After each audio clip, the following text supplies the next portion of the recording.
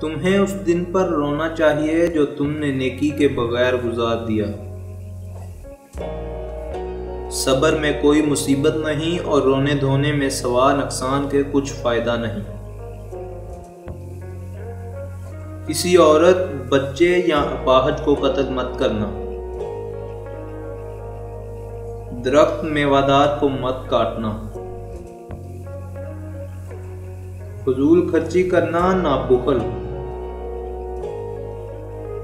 जिहाद कफ़ार जिहाद असगर है और जिहाद नफ्स जिहाद अकबर। खौफ़े इलाही बक़दर इल्म होता है और खुदा से बेखौफी बक़दर जहालत। इखलास ये है कि आमाल का इवज़ न चाहिए। जो अल्लाह के कामों में लग जाता है, अल्लाह उसके कामों में लग जाता है।